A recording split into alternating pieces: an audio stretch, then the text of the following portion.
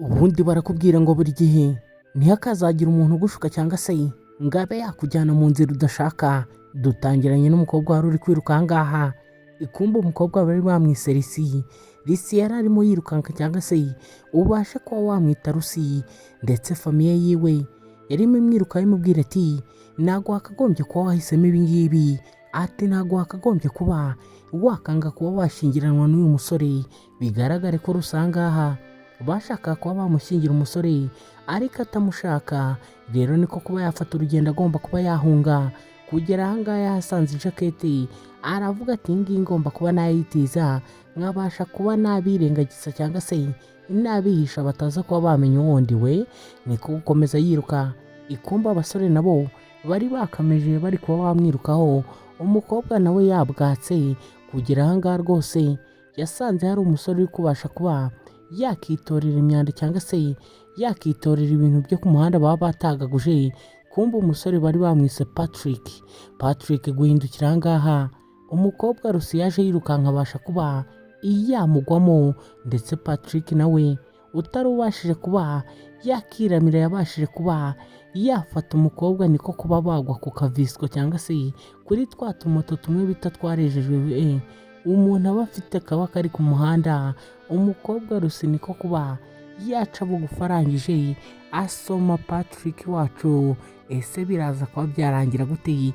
Iyi ni episode ya mbere dutangiye, ndetse mbabwira ko iyi season rwose cyangwa se iyi nkuru yacu iri buze kuba yabashimisha cyangwa se yabanezeza. Kumbe Rusi akimara kuba yasoma umusore wacu yahagurutse yimyamyaguza ndetse afite isoni, niko gutangira kuba yakisaka.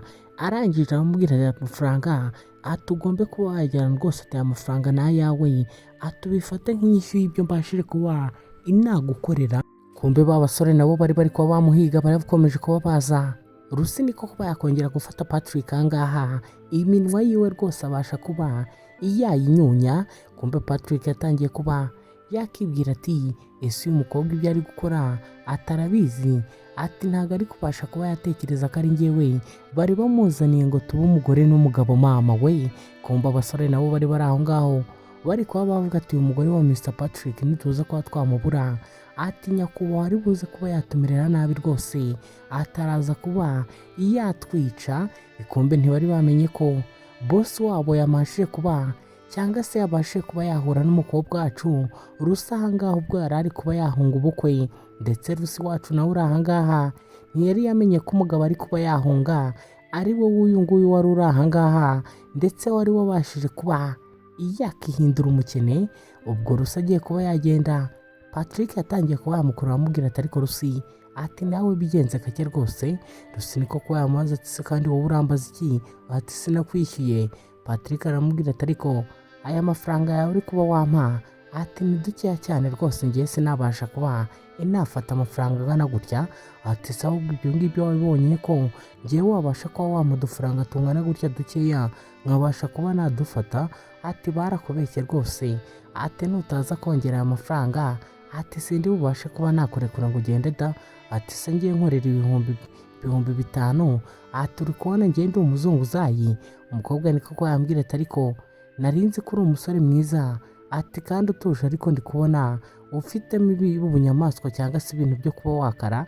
Patrick niko kuba yambwira ati ariko wansomye inshuro 2 kandi wansomye hafi umunota n'amasegonda 7. Ati rero urumva amafaranga agomba kuba yakiyongera cyane. Kumbe bakirimo baraburana, famiye y'umukobwa nabo baje birukanka cyane bahamagara ati gore nguriya, ati Rusi nguriya rwose, ati ndakwinginze mufate. Rusi niko gutangira kuba yakongera gusaba Patrick, ati ndakwinginze nkura aha ngaha, ati nyiza aba bantu rwose, ati noneho ndaza kuba nakwishyura. Patrick akomeza amubwira ati njye sinkorana n'abantu babeshya, ati ibyo uri kuba wambwira sindi kuba nabyumva. Umukobwa Rusi niko kuba yamanuka, arangije atangira kuba yapakira bimwe muri bya bikarito cyangwa se ibyo twakita nk'imyanda umusore yari arimo akusanya, abishyira muri ka kamoto kiwe katwarejeje. Umusore niko kuba yambwira ati ibyo wakikora byose ngewe sindi bubashe kuba inakuvana aha ngaha. Rusi niko kuba yahindukira abona famiye rwose we yaje, ndetse mwibuke neza ko iri kuba yamushaka, imubwira ati ntabwo wakagombye kuba uri kuba wahunga ubukwe bwawe. Umusore wacu Patrick yemeye kuba yafasha, arangije niko kuba yatangira akavisiko akavana aho ngaho rusa agenda asezera famiye yiwe ayibwira ati tuzahure rwose, ati tuzahura ubutaha papa ati ati gute ubundi nagize umwana nk'uriya, ati utabasha kuba wanyubaha. Mwibutsa ko wadukorera subscribe wowe utarayikora, ndetse ujye no muri comment tubwire uko uri kubasha kuba wakumva no kubona iyi nkuru yacu nibasha kuba yagushimisha. Uze kuba wakibuka gukanda like no gukora share kuko ni ingenzi cyane kuri iyi YouTube channel yacu.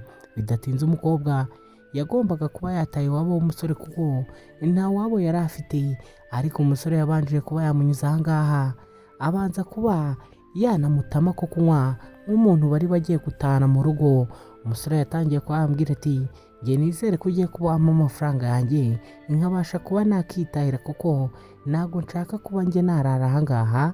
Umukobwa niko gutangira kuba yambwira ati wibasha ko wakitwara gutya ariko wikitwara nk'utari umuntu, ati kandi ndabona uri umuntu, ati gute uri kubasha kuba watekereza ko mfite amafaranga yo kuba nakwishyura menshi. Umusore niko kuba yambwira ati byonyine izi pasta cyangwa se amakaroni twasangiye urabizi neza ko ahenze, ati rero urumva igiciro cyamajije kuba cyakikuba, ati ugomba kuba wanyishyura njye nkitahira, ati ibyaho uri burare njye ubu ngubu sinanabyitayeho da. Niyo mpamvu bakubwira ngo buri kimwe cyose cyangwa se buri cyo ugerageje kuba wakora kiba gifite igiciro cyacyo cyangwa se kiba gifite icyo igomba kuba icyagaruka nk'icyo kuba icyakishyura. Ese uyu mukobwa wacu Rusi araza kuba yabona amafaranga yishyuye uyu musore wacu Patrick ko yabasha kuba yamufata kuva mu menyo ya rubamba? Ese ubundi wakibaza wowe uri kuba wakurikirana iyi nkuru kubera icyo umukobwa wacu Rusi yabashije kuba yakiruka akava hari kubera imihango y'ubukwe akabasha kuba yahunga? Ntabwo yari yishimiye umusore wari ugiye kuba wamubera umugabo, kumva umusore wari uranga Patrick we ibintu bijyanye n'umubare rwose iyo bijemo amafaranga aba agomba kuba yakitabaza anko yiwe ari we calculatrice cyangwa se directrice mu magambo makeya. Yatangiye kuba yakubakana kariya akandakana kariya kanda hariya na hariya, amubwira ati dore amafaranga ubundi ugomba kuba wampa, ati n'aya ngaya. Atangira kuba yanamwereka amubwira ati kandi nuza kuba wayanyishyura neza utantunganyije, ati ndatekereza nza kuba mfitemo inyungu ingana gutya da.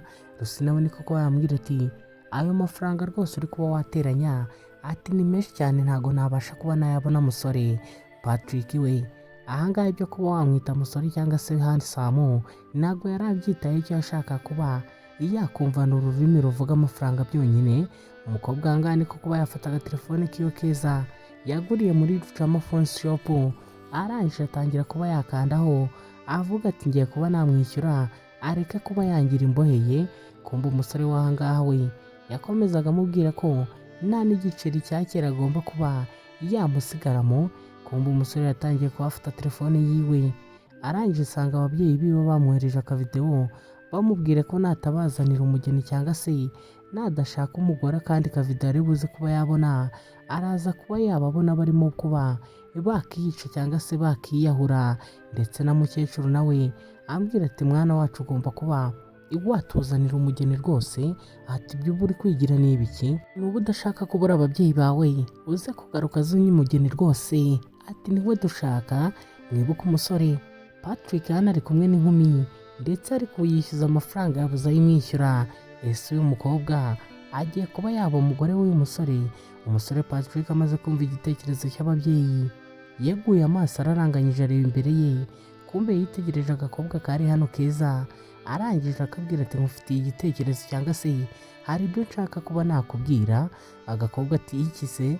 Aturambaza iki kuri ko wanyishyuza amafaranga menshi? Patrick niko kuba yambwira ati ese urabyumva gute cyangwa urabyakira gute ubaye umugore wanjye tugashyingiranwa? Umukobwa ati ngo iki?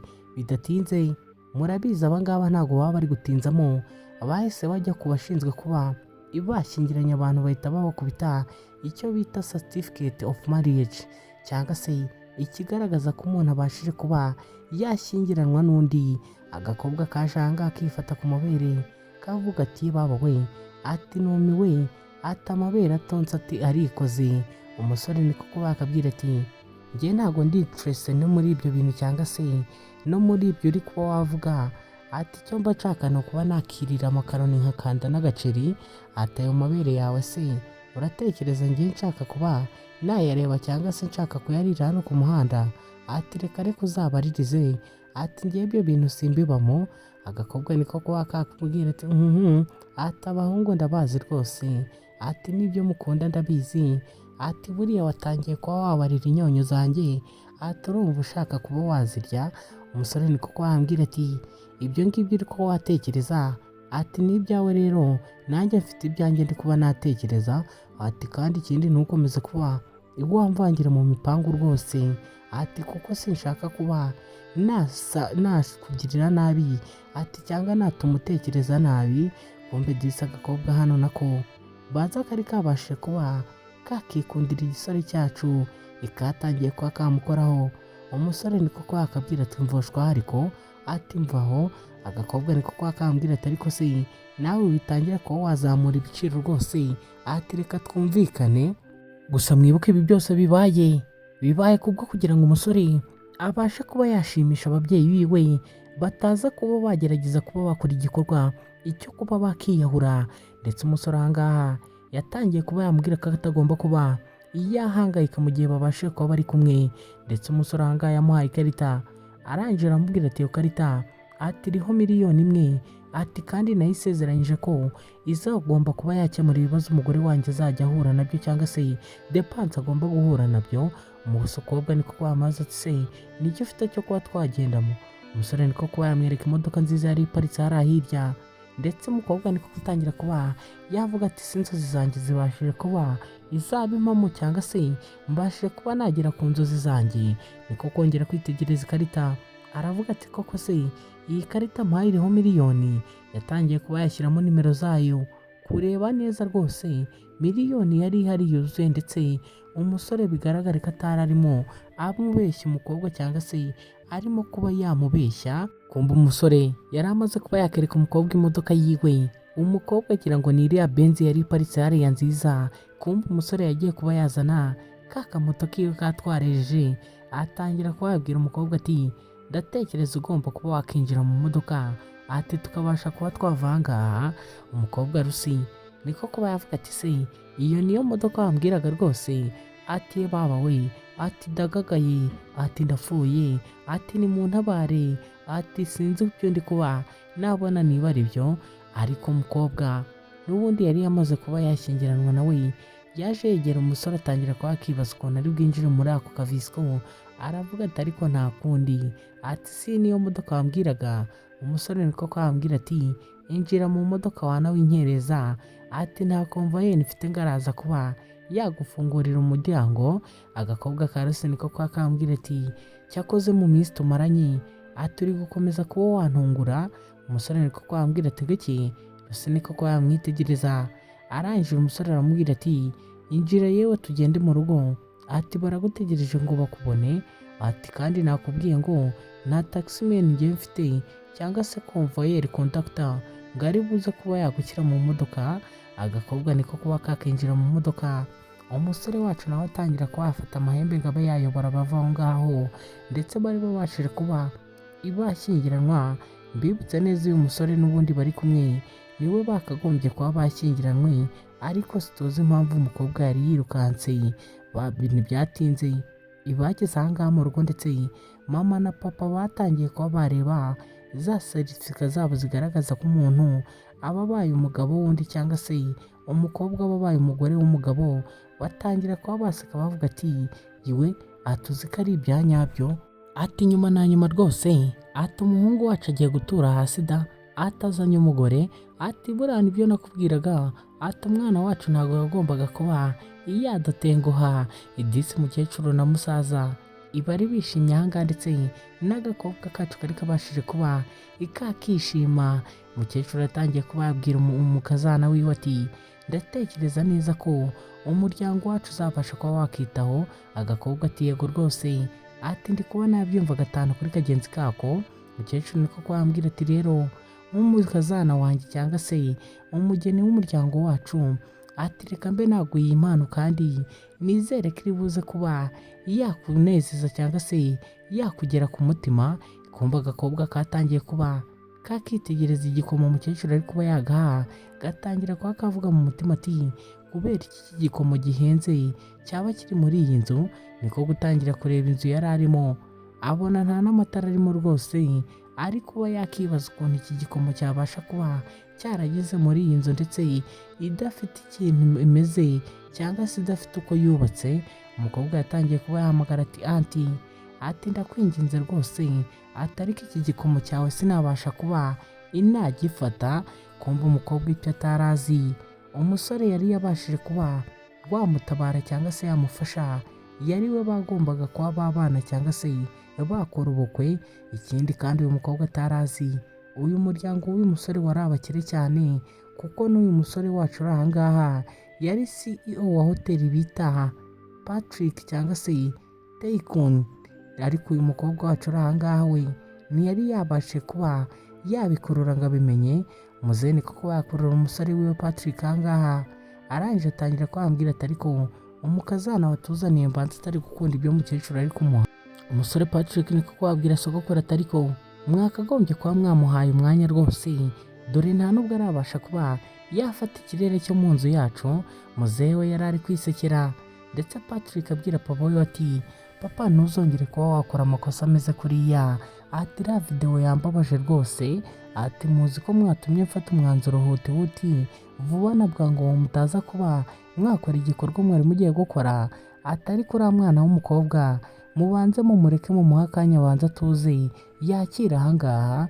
Umusore yatangiye no kuba yabaza sogokuru wiwe ati ese papa, ati ubundi kubera iki mutajya mwemera ko tubasha kuba twava muri iyi nzu ngo duhindure tujye mu yindi, ati kubera iki? Sogokuru niko kwabwira ati mwana wanjye, ati ngiye simba numva nava muri iyi nzu, ati kuko iyi nzu niyo nakuriyemo, ati ni nayo ababyeyi banjye babayemo, ati kubw'ibyo rero simba nshaka kuba nayivamo cyangwa se nayisohokamo kuko iramfasha cyane, ati ahubwo ati reka mbe naho umukazana wanjye impano kuko namuzaniye impano nyinshi, ati kandi nizere ko ari buze kuba yazikunda, ati se ubizi muhungu wanjye ko nagusezeranyije ko nta kintu uzamburana igihe nzaba nkihari.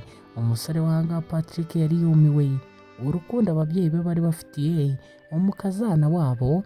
Kumva umukobwa yari ari kwikinira mukecuru aha ngaha, muzehe nawe niko kuba yatereka impano aha ngaha, ambwira ati nibareke kuba baguhatiriza mukobwa wanjye kuba wafata ibyo udashaka, ati aha ngaha njye na muhungu wanjye, ati tugufitiye impano rwose tugomba kuba twaguha, ati kandi nizere ko utari buze kuba wazanga. Muzehe yatangiye kuba yamanuka gake gake ajya kuba yakuraho impano atangire kuba yahereza umukobwa wacu wari uri hano rusi. Niko kuba yatangira kuba yakurayo utuzahabu cyangwa se utugorudi dutoya, niko guhereza umukobwa yakomeje kuba yatanga aravuga ati ariko ubu ngubu kubera iki izi gorudi cyangwa se izi mpano bari kuma zihenze ziri muri iyi nzu imeze gutya, ati kubera iki abo bantu bafite impano cyangwa se bafite izahabu muri iyi nzu ariko bakaba baba mu nzu imeze gutya. Muzehe yakomeje kuba yabibwira ati nizere ko noneho ibi ngibi byo biri buze kuba byagushimisha rwose, ati kandi biri bukunezeze. Umukobwa niko kuba yayirambika. Muzehe ati se kubera icyo uyirambitse, ati ubaye iki? Ati nawe rwose uri kuba wanshanga, ati sindi kumva ikintu ushaka rwose, ati gusa niba utayishaka, ati reka nze mbanze be naguhindurira, ati kuko naguteguriye byinshi aha ngaha rwose kandi ndabizi uri buze kuba wabikunda. Batangiye kuba barambura neza ka gakapu cyangwa se wa mufuka wari uri aho ngaho wari ubitse impano. Umukobwa niko kwitegereza arangije atangira kuba yatangara, niko kuba yakongera kweguka yitegereza famiye bari kumwe aha ngaha, ari kuba yakibaza byinshi avuga ati kubera icyo aba bantu bafite inkwano zingana gutya cyangwa se bafite imitungo ingana gutya bakaba baba mu nzu imeze gutya. Disi nawe aha ngaha byagucanga cyangwa se bigatuma wibaza byinshi ukanatekereza byinshi. Umukobwa yakomeje yitegereza inzu babamo, atangira kuba yababaza ati ariko iyi nzu niyo babasha kuba baza kuba bamenamo imyanda? Muzehe niko yambwira ati ntabwo wakagombye kuba uvuze gutyo, ati twebwe amafaranga dufite hano, ati twayakoreye mu binyejana rwose, ati niyo mpamvu utakagombye kuba uri kuba wakanga impano turi kuba twaguha. Disi umukobwa yari ari gukomeza kugwa mu rujijo, ese ari wowe wabigenza gute? Wabyitwaramo gute? Icyo usabwa ni ugukora subscribe utazacikwa na episode izakurikira iyi ngiyi, ndetse ujye no muri comment utubwire uko wabonye inkuru yacu, nibasha kuba yagushimisha ukande like ndetse ukore na share.